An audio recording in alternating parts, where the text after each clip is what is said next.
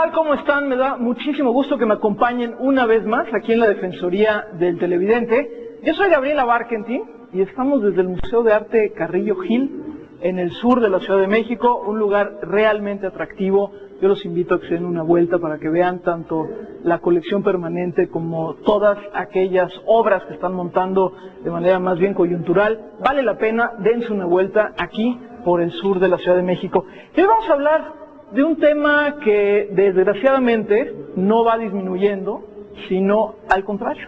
Estamos teniendo cada vez más agresiones a periodistas, algunas agresiones que terminan incluso con la vida de algunos de los comunicadores. Esto está tocando ya también a algunos medios públicos que han visto amenazas o agresiones directas contra sus periodistas, sus comunicadores. Y bueno, pues nos pareció muy importante que la Defensoría del Televidente también toque este tema y nos ayude a todos los televidentes a entender un poquito mejor dónde estamos parados. Así que de eso vamos a hablar hoy aquí en la Defensoría del Televidente con ellos, que son mis invitados. Darío Ramírez, director de la organización Artículo 19. Es comentarista del noticiario que conduce Javier Solórzano en Radio 13 y columnista del Diario Universal. Participó en la Comisión de Naciones Unidas para Refugiados. Jacinto Rodríguez, fundador de la revista MX, coordinador del programa Prensa y Democracia en la Universidad Iberoamericana, autor del libro La Otra Guerra Secreta, los archivos prohibidos de la prensa y el periodismo.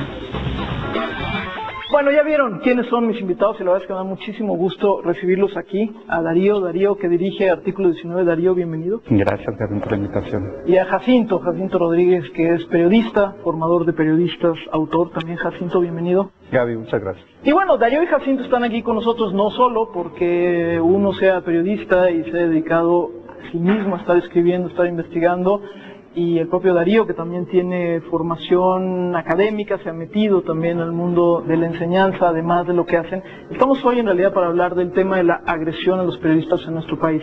Darío, ¿por qué no nos cuentas un poco dónde estamos parados 2010 en este tema en México? Creo que, como dices, es un tema que no está siendo colocado, creo que de la manera que debería ser en el colectivo de la sociedad. No estamos en un momento en el que la misma sociedad esté defendiendo a sus periodistas y francamente lo que está viviendo la profesión en México es alarmante porque ha colocado a México, un país pues medianamente democrático, como uno de los países donde el ejercer el periodismo es una profesión de riesgo. Hemos superado a países como Brasil o como Colombia en Latinoamérica y nos hemos colocado en este deshonroso primer lugar de agresiones a la prensa en México. A nivel mundial también estamos en los primeros, ¿no? Hay organizaciones como Reporteros Sin Fronteras que los coloca dentro de los primerísimos lugares de agresiones, pero dependiendo de las metodologías, lo que te puedo decir es que México sí está en los primeros lugares a nivel mundial de agresiones a periodistas. En el 2009, para no irnos mucho más allá, tuvimos 12 asesinatos de periodistas, una desaparición. La primer periodista desaparecida sucedió en noviembre del 2009, María Esther, del periódico Cambio de Michoacán. Pero también en lo que va del año, digamos, 4 asesinatos y una desaparición, en lo que va del 2010. La CNDH coloca que hay 61 periodistas asesinados desde el 2003. Entonces, los números son fríos, pero al mismo tiempo, claro, si te pones a ver lo que significa a nivel de qué país está viviendo esto, pues evidentemente hay que tomar cartas sobre eso. Jacinto, tú llevas tiempo haciendo también investigación de lo que ha sido el periodismo en nuestro país, de cómo ha sido la relación entre periodistas, comunicadores y los poderes. Si revisamos un poco la historia de nuestro país, ¿cómo estamos hoy frente a otros momentos? Es decir, además de estas cifras sin duda frías, duras que nos está dando Darío, que nos coloca pues en este deshonroso ranking muy arriba, en otros momentos de la historia habíamos estado igual, peor. ¿Cómo se compara? No, a mí me parece que es un fenómeno que las causas de esta crisis que vive medios y periodistas estaba ahí, y creo que fue parte de una ausencia o de un abandono, de un olvido, de una agenda que los medios no metimos como un tema central Yo pondría lo pondría en dos rutas esta crisis que vivimos. Una, la presencia, la irrupción de pronto del narco o del crimen organizado, todo, y la otra parte de las agresiones que viene de parte del poder político. Es decir, ahí hay como que dos fenómenos también ubicados en términos geográficos, en términos de país, y que ambos estuvieron por mucho tiempo. O sea, no es algo que espontáneo, no nació de la nada, no nació hace 10 años.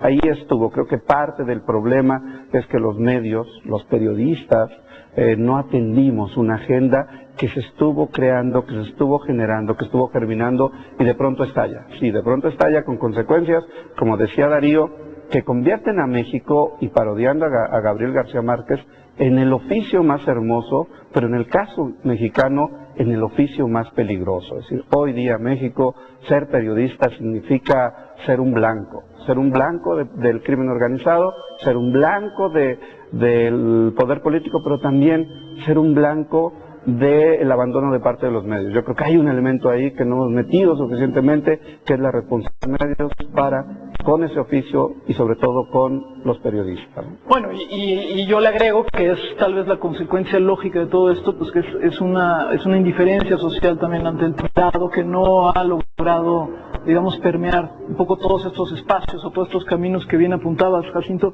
Darío, ¿quiénes son hoy? Porque pareciera en esta retórica que tenemos en el país de, bueno, primero guerra contra el crimen, ahora lucha por la seguridad pública, pero en esta retórica bélica, pareciera que que los malos son solo los criminales organizados más.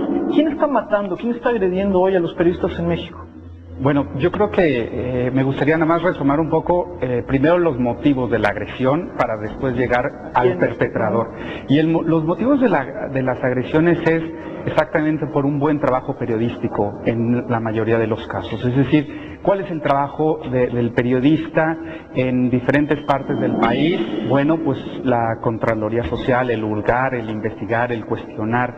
Entonces, esas investigaciones periodísticas, las tenemos identificadas, rompen modus operandi de corrupción principalmente, del mal gobierno. Entonces, las agresiones que nosotros estamos detectando en los casos de asesinatos hay un claro vínculo entre una acción ilícita, una acción corrupta por parte de algún funcionario público y alguna parte del crimen organizado. No tenemos claro, por lo menos en los datos y en las documentaciones que nosotros tenemos, que sea el crimen organizado, digamos, motu propio, el que esté agrediendo a los periodistas. Yo creo que hay, y tenemos casos, por ejemplo, de una periodista que cubría notas sociales, que su fotógrafo tomó una mala foto en un bautizo. ¿Sí? Entonces, la agresión, digamos, podemos detectarla por quién salió en la foto y la agresión directa tomó una mala foto. Tomó una mala foto diciendo no debía haber ido a cuadro esa persona que estaba en un bautizo, que era un miembro del crimen organizado. Entonces, ¿y qué pasó? Mataron al fotógrafo. ¿Sí? Esa foto, y era segundo plano donde estaba esta persona del crimen organizado. Entonces, pues, podemos detectar que hay un claro vínculo entre el crimen organizado y el asesinato. Pero las agresiones, además, creo que las tenemos que, sobre todo el televidente, tiene que conocer que las muertes, más bien los asesinatos, por llamarle como lo que son la violación más grave a la libertad de expresión, a la vida, a todos los derechos fundamentales. Pero también hay otro grado de agresiones, amenazas, detenciones arbitrarias y unas características de otro tipo de agresiones tal vez menores a la vida, pero que son igualmente importantes detectarlas. En ese tipo de agresiones, estoy refiriendo a detenciones arbitrarias, amenazas, abuso del poder, etcétera, son funcionarios principalmente de órganos municipales, de órdenes municipales, perdón. Que están encarcelando. Están encarcelando, están amedrentando, están amenazando a pequeños medios o medios estatales, no deben de ser pequeños todavía, pero hay un desgobierno mucho más claro que a nivel federal, ¿no? Vamos a un corte y ahorita que regresemos vamos a preguntar un poquito si hay una geografía de la agresión en nuestro país o si se está dando, y sobre todo también después qué podemos hacer nosotros como televidentes, como lectores, como radioescuchas frente a este problema. Regresamos. Para Canal 22, las formas narrativas audiovisuales deberán ser tan importantes como los contenidos. Manual de Criterios de Programación y Producción, Canal 22.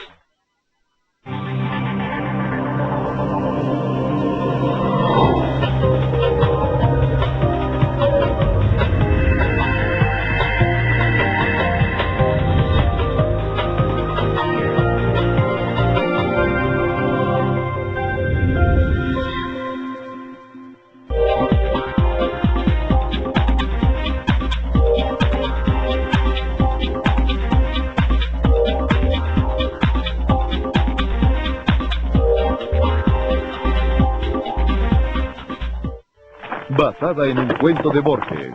Tú no me entiendes. Una cinta de Felipe Casals, aclamada por la crítica y nominada a 5 Arieles. Que se ve muy vivito. La historia de 2 jinetes que buscan dinero y encuentran la pasión.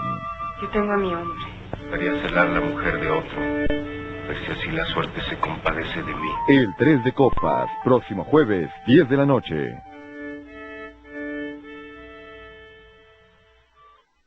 Los que habitamos, los que estudiamos y los que trabajamos en esta ciudad, hoy podemos exigir más, gracias a la Ley de Participación Ciudadana. Si tienes propuestas para las autoridades, quieres mejoras para tu colonia y que tus gobernantes te escuchen, participa. Organízate con tus vecinos y expresen sus necesidades. Juntos lograremos las mejoras que todos deseamos. Porque la grandeza de nuestra ciudad se construye con su gente. Participa DF. Instituto Electoral del Distrito Federal.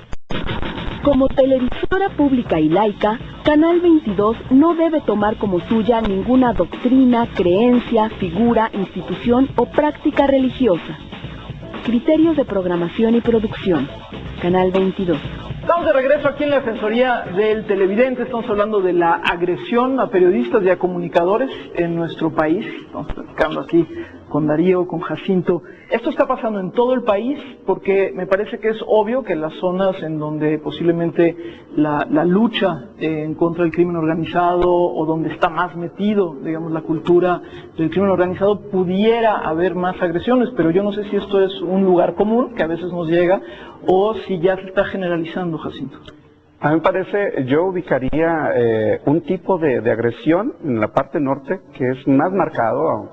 Seguramente Darío tiene el dato más duro, pero yo ubico a partir de la relación con muchos colegas, de las llamadas y del intercambio de lo que está ocurriendo ahí, ubico en la parte norte a un crimen organizado que de pronto hablábamos hace un momento, aunque ya estaba ahí, rompió de otra manera. Y en el sur veo más todavía la presencia de un poder político, de un autoritarismo, tal vez esas formas de control de los medios, no solo a partir de la agresión, que eso es lo más evidente y que organizaciones como Artículo 19 y otras han logrado registrar, sino la presencia, hay una inercia todavía, hay una continuidad. Si de ahí no se ha logrado romper un poco de lo que hablaba Darío, creo que la agenda, la relación medios-poder, prensa-poder, reporteros-poder se rompió. Y en esa ruptura y en esta transición que vivimos, muchos medios se atrevieron a hacer cosas. Los medios locales, hay muchos medios locales y de ahí las agresiones, están haciendo mejores cosas, mucho mejores cosas en cuanto a calidad periodística que los medios nacionales. Y eso, el buen periodismo siempre es un peligro porque es una luz que está puesta sobre la sombra. Entonces yo veo esas dos formas, ese tipo de agresión, en el norte un tipo, en el sur más otro tipo, aunque hay momentos en que se cruzan cosas. Claro, se tocan. ¿No? ¿Tú, Darío, coincides? Sí, y también a mí me parece que hay que también preguntarnos, y tú a la hora de abrir el programa decías, bueno, ¿por qué no está, cuál es la relación? Agresiones a la prensa y, digamos, el desinterés o la poca información, o por qué no está permeando como si permeó. ¿Por qué no está tan indignado? Exacto, ¿no? Como si en otros países ha sucedido. Y aquí creo que hablando de norte-sur, también lo hemos platicado muchas veces, ¿cuál es el fenómeno que está generando en el ejercicio periodístico la violencia? Entonces, la violencia, muchos periodistas también están optando por generar un autosilencio, es decir, la violencia no vale, más bien ninguna agresión vale pues la amenaza o la violencia que puede sufrir por causa de esa agresión.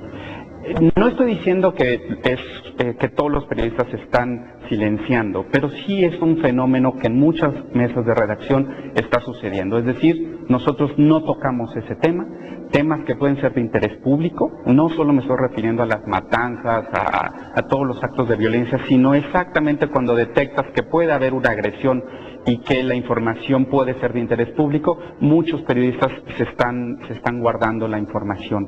Eso sí está generando que el ciclo informativo se rompa, que no es información valiosa para los televidentes, para los radioescuchas, para los que leemos. Pues que no nos estemos enterando de parte importante de lo que está sucediendo, ¿no? Sí, ustedes incluso en otro momento comentaban una especie como de blackout, una especie como de, ¿cómo llamarlo? Un apagón de información, si esto sigue, si esta tendencia sigue. Y te lo pongo muy claro, hemos tenido noticias de hechos graves como el secuestro de 7 periodistas de Tamaulipas y nunca pudimos confirmar la información, porque todos los periodistas decidieron silenciarse o autosilenciarse por la amenaza que sufrieron a la hora de cuando sucedió esto por parte del crimen organizado. Yo creo que el fenómeno que estoy colocando, que muchos le llaman autocensura, el problema de la autocensura o del término es que le pones la carga de la prueba en el periodista, es decir, tú te autocensuras y no, es la violencia la que genera esa decisión. Y creo que es una decisión forzada. Es una decisión forzada, claro. Entonces el auto a mí no me gusta mucho, porque si no... Sí, porque pareciera que yo tomo... Claro, o que eres cobarde, ¿no? Por no ejercer el periodismo como lo debes. Entonces, me parece que hay que manejar con cuidado ese término. Ahora, y creo que lo colocaba Jacinto, ese fenómeno que está sucediendo en las mesas de redacción, hay sí en el norte un fenómeno mucho más claro en relación con la violencia que se está haciendo, y no solo del crimen organizado. Tenemos en Monterrey, por ejemplo, y en Tamaulipas los casos de violencia por parte de agentes del Estado, los militares, la Policía Federal, las policías estatales.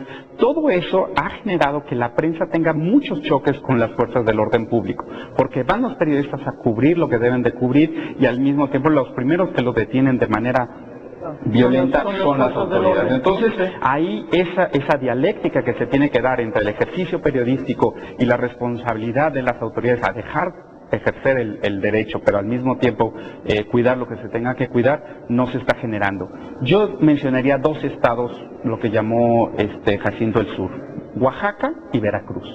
Son 2 estados donde los cacicazgos locales han generado una ola de violencia hacia la prensa sumamente preocupante. Son los 2 que tienen mayor número de agresiones, no de muertes, pero sí de agresiones de estas otras que te mencioné. Bueno, aprovecho además que mencionaste el caso de Veracruz, Jacinto. Tú en varias ocasiones, en foros hemos coincidido o que te he escuchado hablar, has insistido que la violencia contra un informador, contra un periodista, contra un comunicador, no es solo lo señalaba bien Darío, el grado máximo es evidentemente que te maten, ¿no? Pero de ahí en fuera, bueno, puede haber otras formas de ejercer esa violencia, a veces es atentando contra la persona, pero tú has insistido, tal vez es un tema más de los estados, y ahorita pues hay un caso en Veracruz también, por ejemplo, de qué pasa con el dinero público, la publicidad que va a ciertos medios, la manera de ejercer también presión para que dejes de existir, para que no sigas publicando, que también es una forma que es así, viene además de mucho tiempo atrás,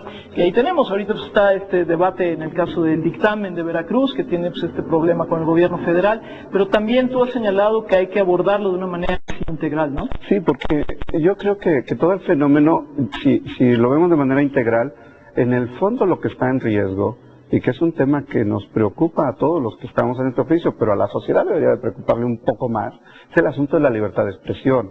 Es decir, todos estos mecanismos, los mecanismos de coerción, de agresión física, las desapariciones, los asesinatos, ejercen un problema de riesgo para la libertad de expresión, pero no son los únicos. Es decir, hay una tela muy suave, muy tenue, que se sigue manteniendo en la relación prensa-poder. Si tú no publicas lo que yo quiero, el control de la publicidad, y no solo a nivel local, a nivel federal, esto también pone en riesgo la libertad de expresión y crea mecanismos distintos de la información. Es decir, hay medios que con tal de vender y mantenerse existentes están modificando las formas de reportear o de informar. Si el problema me parece que sí es más de fondo. Creo que sí es necesaria una preocupación mayor. No es menor el estar abordando el tema, sobre todo por lo que implica para la libertad de expresión y el derecho a la información. Decías hace un momento, ¿qué pasa con la sociedad? Es decir, ¿de verdad la sociedad está preocupada? Yo me pregunto, o sea, no sé si Darío tenga una estadística, si las universidades han hecho suficiente investigación para responder, ¿de verdad la sociedad está preocupada por lo que le está pasando a los periodistas? ¿Por lo que le está pasando a los medios? ¿Por los muertos? No sé, yo creo que no. Justo de eso vamos a hablar ahorita que regresemos del corte. Indignación y también de otra cosa, impunidad. Detente, regresamos.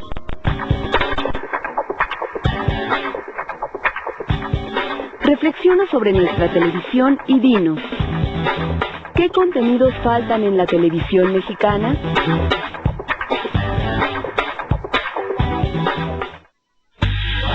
Bienvenidos a los años 60, estamos con México Me Late, con el nuevo sorteo de pronósticos Me Late Retro, en el que solo tienes que acertar 6 números de 39. Sí, como al inicio de Me Late, 6 números de 39 y solo cuesta 10 pesos. Y estos son los números ganadores de Me Late Retro, mucha suerte. 6, 25, 2, 12, 28, 31 y en adicional 18. Y recuerda, con Me Late Retro es más fácil volverte millonario por su bolsa de 6 millones de pesos. Con pronósticos, juégatela con México.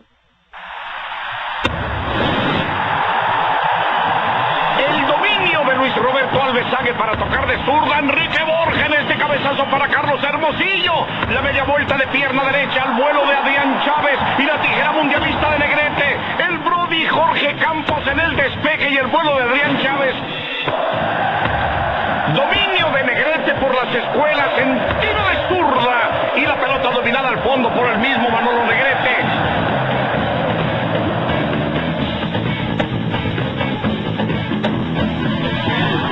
Yo siempre me la he jugado con México.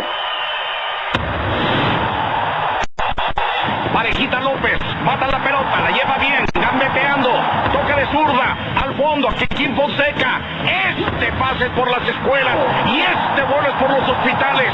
Beltrán con la pelota da hacia el frente, mata la pelota Palencia, la lleva y la domina. En lo de contrarios manda el tiro y el Conejo sigue con la pelota Rafa Márquez. Y después Parejita López con una chilena fenomenal. Bernal, Paco Palencia, mata de pecho, tira de pierna derecha. Personalidad de Rafa Márquez. Parejita López toca la pelota de pierna para Conejo, que despeja también de pierna izquierda. Beltrán domina, toca de lado. Palencia, Bernal, Kikín Fonseca entra para adornarse. ¡Conejo! Yo siempre me la he jugado con México.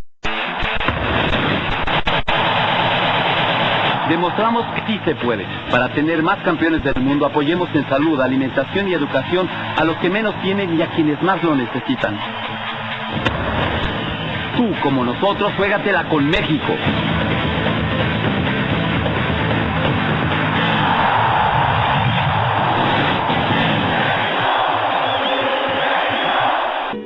Todos la conocen como artista.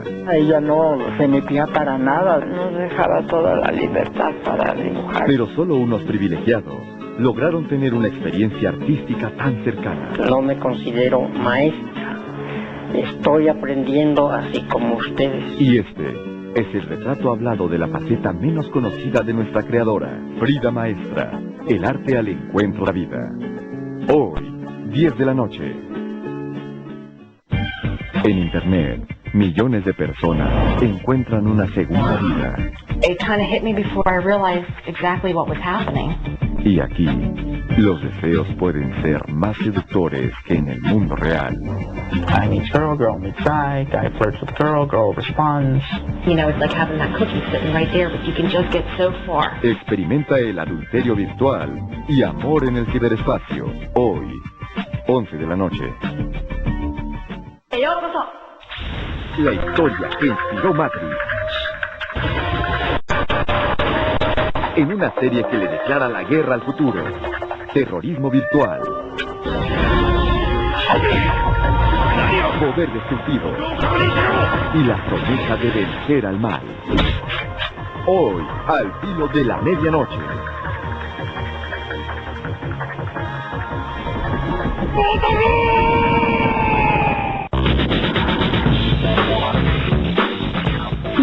incluso al 01800 Canal 22 o 01800 22 62 522.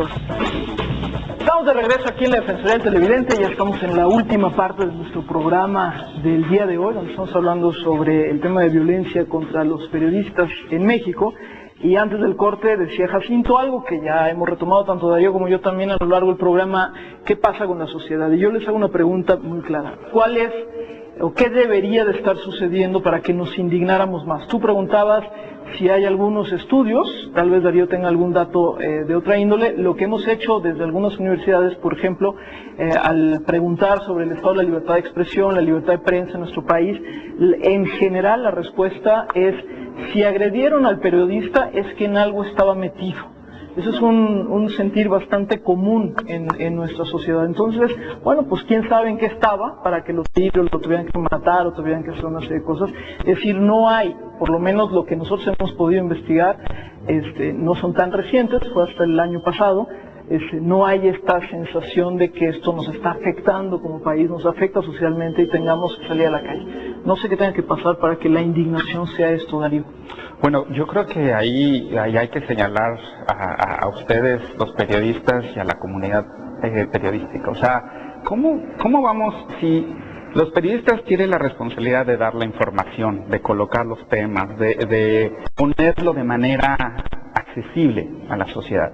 Y los mismos periodistas no colocan el tema de lo que está sufriendo, de la desinformación a la cual nos estamos encaminando como sociedad, que no nos dicen nos vamos a quedar sin información y ustedes van a abrir periódicos donde la información es superficial, no se investiga, y al final aquellos que consumimos noticias o no las consumas, de todas maneras te va a afectar.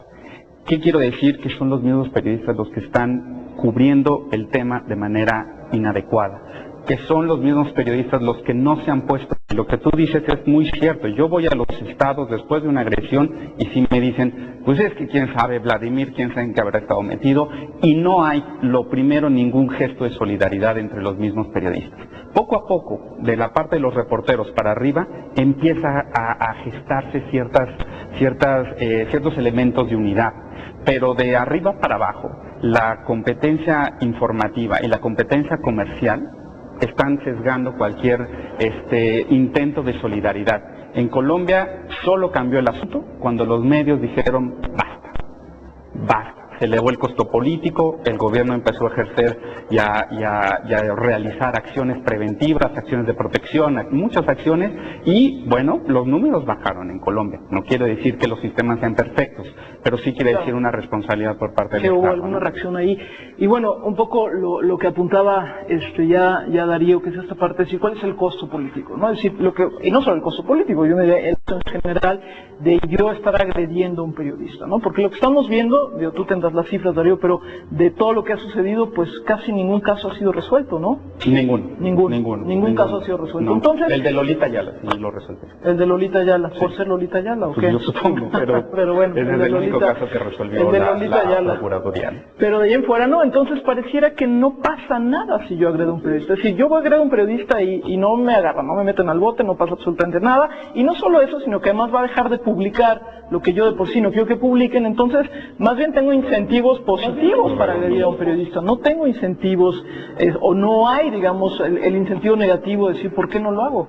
Porque además yo creo que a nivel internacional, la mirada puesta en México no es una preocupación de la libertad de expresión, hay una preocupación más de otros asuntos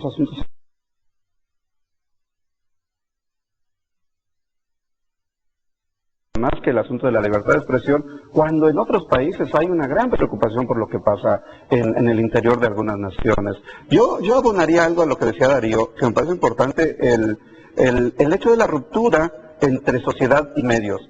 El decir, no me preocupa, o sea, en algo estaba metido, es la carga, la terrible carga que traemos todavía los medios de ser un poder. O sea, hubo una frase por muchos años que era el cuarto poder. Era una relación muy directa con el poder y no con la sociedad.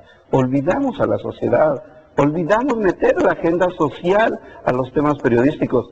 No en balsa, yo creo que hay una parte como de cobro de la sociedad, decir, ¿por qué yo voy a defender? Si tú me abandonaste tanto tiempo, tú no estuviste conmigo, claro. ¿Por qué si no me has tenido en tu mirada? si no formo parte de ti, si no eres parte, no has asumido la responsabilidad conmigo de estar en esta construcción de país. Y yo creo que parte de ello es lo que hoy, creo que los medios están, sobre todo los periodistas, están tratando de remontar a partir de lo que estamos viviendo. Es decir, hay una construcción de una solidaridad primaria, pero que comienza a ocurrir a partir de esta situación. A manera un poco de cierre, de conclusión, Darío, Jacinto, Darío, ¿qué le podemos ofrecer a nuestros televidentes? ¿Cómo se pueden enterar más, por ejemplo, de todas estas cifras, de todos estos datos? ¿Qué se puede hacer? ¿Cómo se puede participar? Bueno, yo creo que por parte de primero del gremio es momento de ir caminando y de que esto de perro no come perro, y estupideces como esa habrá que irlas desechando del trabajo. Y segundo, nosotros, por ejemplo, CENCOS y Artículo 19 tenemos una campaña que se llama Campaña de Protección a Periodistas que hace daño no saber, así es como la titulamos, y buscamos ser como un centro de información, un hub, ¿no? Donde estamos tratando de recopilar todo este tipo de información. Regularmente tenemos trabajo en foros internacionales, foros nacionales, donde tratamos de dar esto. Pero yo te puedo decir que coincido con lo que dice Jacinto, que la cobertura y los trabajos solidarios han comenzado, han iniciado. Yo siento cierto ambiente cambiante en ese sentido, pero también te puedo decir que me cuesta vender cursos de seguridad para protección a periodistas, de cobertura periodística. Todavía los medios dicen, bueno, pues como que para qué. No se están dando cuenta muchos periodistas que México ha cambiado en materia del ejercicio periodístico.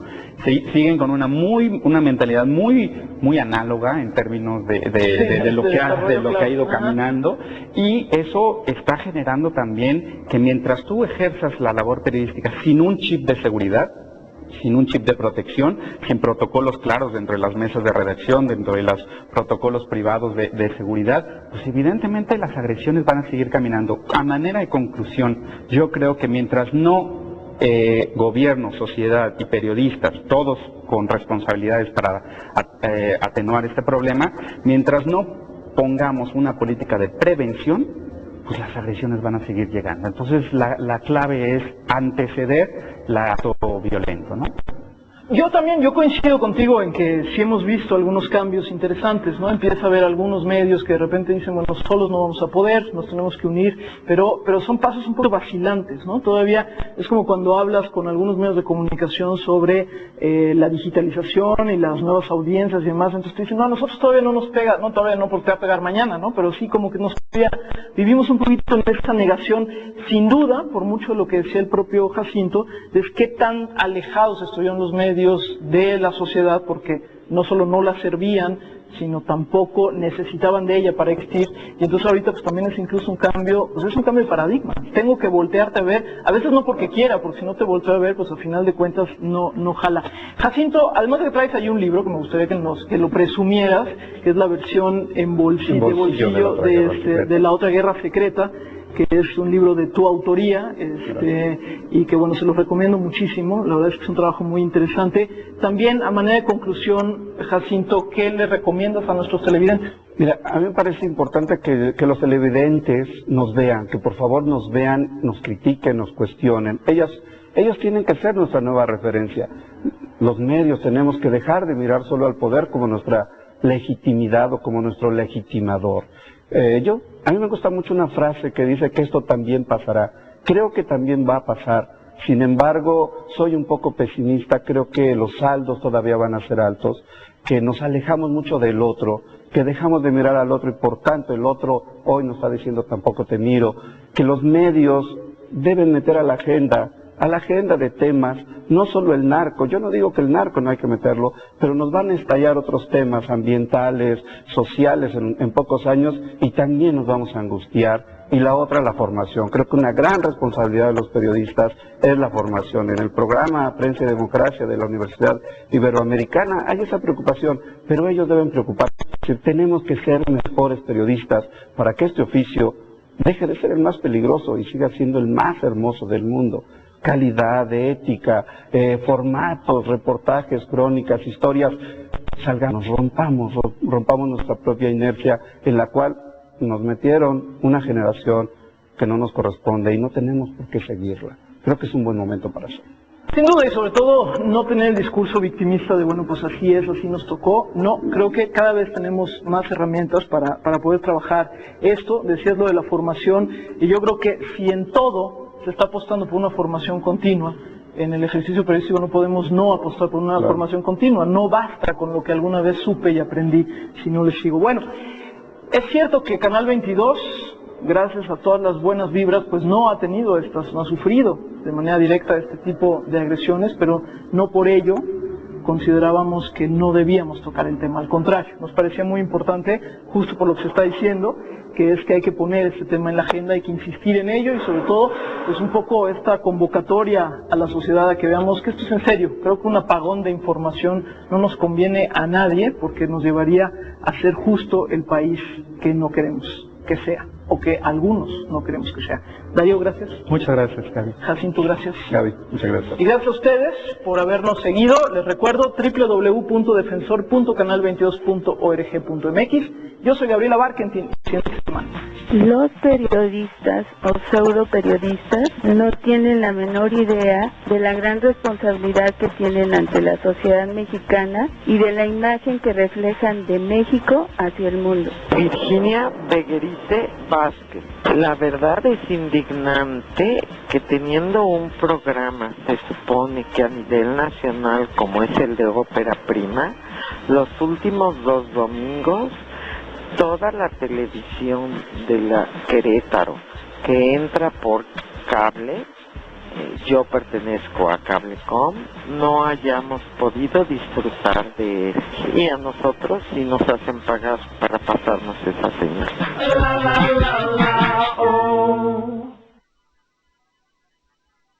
A continuación,